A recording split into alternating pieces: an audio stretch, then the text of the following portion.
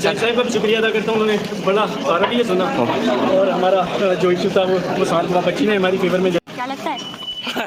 बिल्कुल साथ है, क्या लगता है?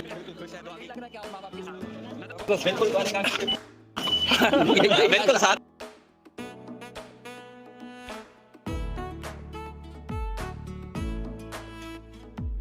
का शुक्र अदा करूँगा।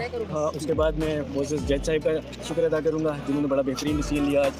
अपने वकला का शुक्रिया अदा करूँगा, जिब्रान भाई, उनकी पूरी टीम, उनके साथ जितने भी एसोसिएट्स थे, ज़हीर अहमद और दूसरे जितने भी हैं, सबका शुक्रिया अदा करूँगा। और मेरे लिए जितने भी दीगर वकला मेरे डिफरेंट केसेस फाइट कर रहे हैं, उन सबका शुक्रिया अदा करूँगा। अल्लाह का शुक्र है आज हम इस पोजीशन पे आए हैं कि मेरी बेटी जो है कोर्ट ने हमें इंटरिम कस्टडी हमारे हवाले कर दी है।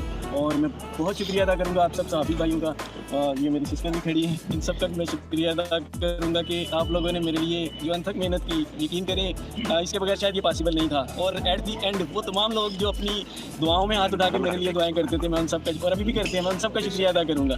और मेरे पास अल्फाज तो नहीं है, मुझे नहीं समझ आ रही मैं क्या बोलूँ। पॉसिबिलिटी एक होती है, मैं वो करूँगा। डेफिनेटली उसका स्कूल दोबारा गो थ्रू होगा, उसके बाद उसकी जो भी वेलफेयर उसके लिए जो भी जज साहब ने मुनासिब समझा वो हमने उसे एक्सेप्ट किया।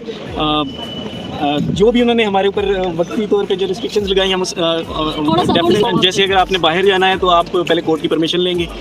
इसके अलावा मेरे से बॉन्ड एक रखा गया है जो एज इट इज़ जो कोर्ट ने जी एवरी वीक चाइल्ड प्रोटेक्शन जो है वो विजिट करेगा और बच्ची से उसके तासरात पूछेगा। जो भी जज साहब ने इस सिलसिले से हमें हुक्म दिया है मुझसे फॉलो। जो 7 महीने मेरे क्लाइंट मेहदी काज़मी साहब, उनकी अहलिया साइमा काज़मी, उनकी तीनों बेटियां बाशमूल जो इस केस के अंदर विक्टिम हैं, ये 7 महीने इनकी ज़िंदगी तो कोई लौटा नहीं सकता। एक कर्ब से गुजरे हैं, एक दर्द से गुजरे हैं, और मेरे ख्याल में ज़िंदगी भर के लिए एक ट्रॉमा भी आ जाता है, ख़ासतौर पर जब आपको अगवा किया जाए या आपको चाइल्ड मैरिज का निशाना बनाया जाए और उसके बाद मज़ीद जो इसमें ऑफेंसेस केस के अंदर हैं। हमारे निज़ाम को बहुत इम्प्रूव होने की ज़रूरत है। ये 7 महीने के बजाय 7 दिन में भी मामला तय हो सकता था और हल हो सकता था।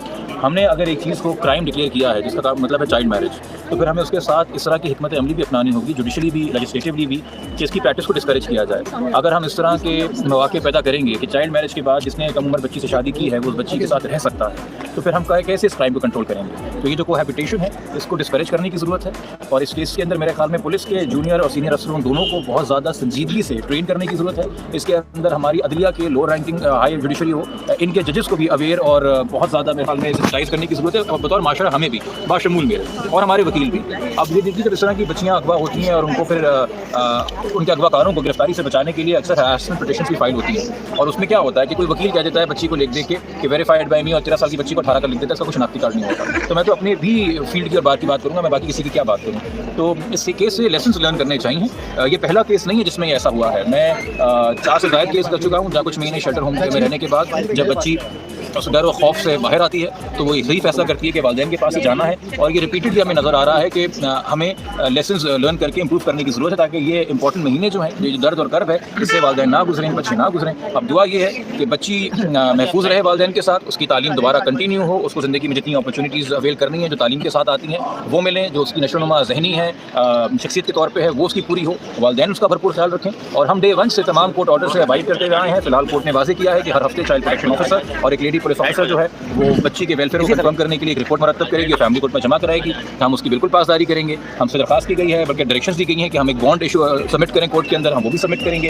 और हमें डायरेक्शंस है कि पाकिस्तान से बच्ची बाहर नहीं जाएगी, तो हम बिल्कुल उसकी भी अमल दरामद करेंगे। और कभी किसी भी वजह से, रिलीजियस रीजंस की वजह से कि जी उम्रे पे, हज पे या ज़ियारत पे जाना है, या किसी मेडिकल रीज़न की वजह से, या कल को एजुकेशन अपॉर्चुनिटी होती है, बच्ची का किसी बाहर यूनिवर्सिटी में एडमिशन होता है, तो हम रिक्विजिट कोर्ट को आगाह करके ही कोई भी इकदाम लेंगे, उससे पहले ये नहीं होगा। बट ये भी ध्यान में रखिएगा कि बच्ची फिलहाल 14 साल के लिए है, कि जितनी भी रिस्ट्रिक्शंस हैं कि सिर्फ तब तक के लिए जब तक कि वो 18 की नहीं हो जाती, क्योंकि जब वो 18 की हो जाएगी तो वो अपने फैसले करने के लिए खुद मुख्तार है। जब तक वो माइनर है तो एक तरीके से फिलहाल कोर्ट और वालिदैन उसकी कस्टडी शेयर कर रहे हैं, क्योंकि उसकी परमानेंट कस्टडी का फैसला अभी भी फैमिली कोर्ट में। आज मेंटेनेबिलिटी के ऊपर बात कर रहे थे, मैं उसका आर्गूमेंट देना चाह रहा था, क्योंकि वो सुप्रीम कोर्ट के कुछ फैसले हैं। मेरे ख्याल में इसलिए शायद हाई कोर्ट ने जरूरी नहीं समझा कि मेरे उस पर दलाइल भी सुने, जो कि उन क्वालिटी की बात क्लियर है। 2 बातें, सुप्रीम कोर्ट का बड़ा वाज़ेह फैसला है कि जो 491 की अब्ज़े बेजा की पिटीशंस होती हैं, वो एक पिटीशन अगर एक केस में डिसाइड हो जाए तो उसका ये मतलब नहीं आप दूसरी पिटीशन फाइल नहीं कर सकते। अब्ज़े बेजा का एक फैसला फैसला दूसरी पटिशन पे असरअंदाज नहीं होता, इसमें सुप्रीम कोर्ट ऑलरेडी फैसले दे चुकी है। दूसरा ये कि जब गार्डियन एंड वार्ड में फैमिली कोर्ट के अंदर किसी की दरखास्त परमानेंट कस्टडी की पेंडिंग पड़ी हो, जो कि अक्सर वालिदैन के बीच में बड़ी लड़ाइयाँ चलती हैं बच्चों की कस्टडी को लेकर, सुप्रीम कोर्ट के और इस हाई कोर्ट के 4 फैसले हैं पिछले 10 सालों में, और सुप्रीम कोर्ट का 2018 का फैसला है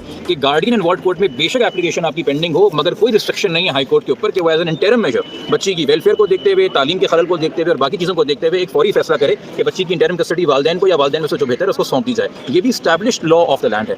तीसरी बात ये, जो हमारी दरखास्त पड़ी हुई थी पेंडिंग ट्रायल कोर्ट में कि बच्ची की हमें कस्टडी दी जाए, उसके बावजूद हम हाई कोर्ट आ गए। तो भाई हम हाई कोर्ट इसलिए आए चूँकि मुल्जिम ने बदनीयती से और ट्रायल कोर्ट से भागने के लिए एक दरखास्त जमा कराई 10 दिसंबर को, 2 दिन बाद हमारी दरखास्त के, कि जी हमें तो ट्रायल कोर्ट पे भरोसा ही नहीं है, हमें तो ट्रायल कोर्ट पे भरोसा ही नहीं है। मुझे नहीं पता, आज प्रेस कॉन्फ्रेंस के अंदर निकल के शायद वो हाई कोर्ट के बारे में भी ये बात कहते हैं। आपने ट्रायल कोर्ट को 4 हफ्ते से फ्रीजर में डाल दिया है। ट्रायल कोर्ट एक सर्टिफाइड कॉपी तक नहीं दे रहा किसी चीज पेपर की केस के अंदर। आप ये तो अदालत को नहीं बता रहे हैं कि आपने किस तरह के हरबे आप इस्तेमाल किए हैं। और आपने कभी सुना है कि जज को जब दिया एप्लीकेशन दी जाए कि हमें आप पे कॉन्फिडेंस नहीं है, तो उस जज की शख्सियत के हवाले से जो इल्जाम है उसी जज को बताए जाए, और फिर उस जज की शिकायत डीजे के पास करने के बजाय आप कराची बार एसोसिएशन में जाके वकीलों को कर रहे हैं। यानी कि आप एक जज को स्कैंडलाइज करना चाह रहे हैं, डराना चाह रहे हैं, पर्सनल हो रहे हैं। इस तरह के हरबे आपने इस्तेमाल किए हैं। हमने तो आज तक, देखिए, क्या इन मुल्जिमों को इसी ट्रायल कोर्ट से बेल नहीं मिली थी?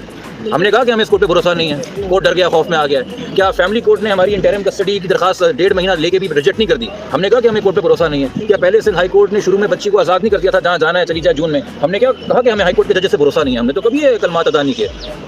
हम लोग की तरह दोबारा आते रहे। बाकी तमाम तर लोग जो इस केस से जुड़े रहे हैं, चाहे उनका ताल्लुक मीडिया से हो, समाजी कारकुन हो, उन या वकीला हो, मैं उन तमाम लोगों का शुक्रिया अदा करना चाहूँगा। खासतौर पर मेरी टीम के अंदर एडवोकेट ज़हीर अहमद हैं, बैरिस्टर रफ़ीक अहमद हैं, मेरे पैरालीगल यूक विक्टर हैं, फिर कुछ वकीला जो हमारे साथ रहे, नबील कुलाची साहब जो सुप्रीम कोर्ट में हमारे साथ थे, अहमद अली हुसैन साहब जो कि जिस किस्म के संगीन और घिनौने इल्ज़ाम लगते रहे वालिदैन के ऊपर, उसमें हत्या की इज़्ज़त का दावा जो है वो केस वो कर रहे हैं। फिर लाहौर के अंदर फ़हाद सिद्दीकी साहब रहे, और अपना अहमद शेर जट साहब इस केस के अंदर रहे, जो वहाँ पर प्रोसीडिंग्स फाइल हुई बच्ची के नाम से। कुछ लोगों ने वकालत में जाली साइन करवा के ये काम किया। इसी के साथ साथ मज़ीद जो हमारे साथ यहाँ पे ताउन रहा है कुछ सहाफ़ियों का, जिन्होंने अनथक मेहनत के साथ दिन रात इस इशू को कवर किया है, मैं उन तमाम का शुक्रिया अदा करूँगा। सहाफ़ियों का मैं नाम लूँगा नहीं, चूँकि फिर वो